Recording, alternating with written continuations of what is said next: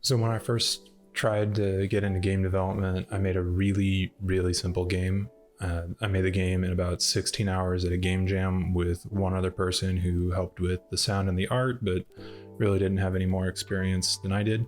The game was really janky, but it was the first game that I ever made, and I was pretty proud of it. Still am. A while ago, I thought, hey, I can do better than that now. I bet I could make that game in half the time.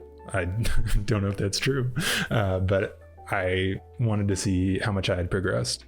To my surprise, through all the half-completed projects and messing around and procrastination, I had actually become better at making games. I didn't have any of the old files when I started. They were on an old laptop that the battery exploded on, and I didn't have, I had to wipe the hard drive on it for whatever reason, but didn't have any of the files, so I started from scratch, which is probably good. I mean, it was not good code or anything. So I started by scrapping the old static background, so the ground actually moved.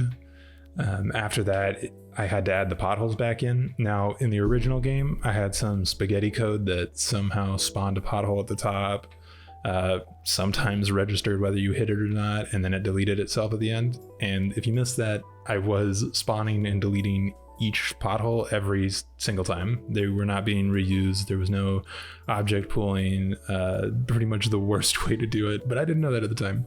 And everything was being called an update. So I maybe did some needless optimization by putting all the potholes in an object pool, reusing them, and only increasing the size of the pool if I ran out of potholes.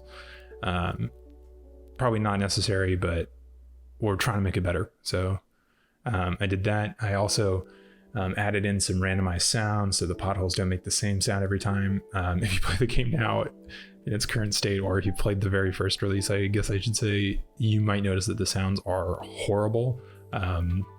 Sorry. Then I also redid the art so that it looked a little better, redid the menus.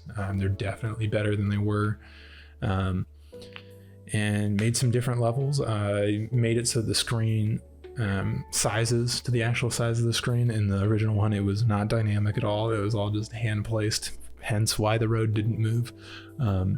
So I made it so that with everything being dynamic, it was really easy to create new levels, made everything general so that I could change the speed of the road and the potholes and how many spawned at one time. Fun fact, in the original one, didn't know this until after I put it on the App Store, but one of the lanes just didn't work, just didn't have the right index.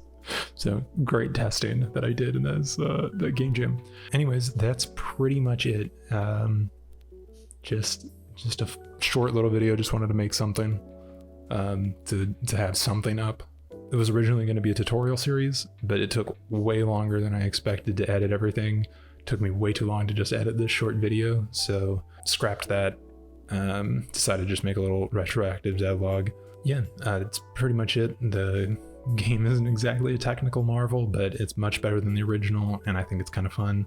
If you're interested, there are links to the game in the description. It's on Apple and Android. Hate to say it, but like and subscribe if you want to.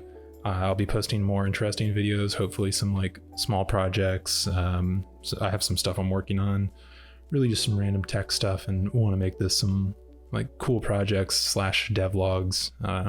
Thanks for watching.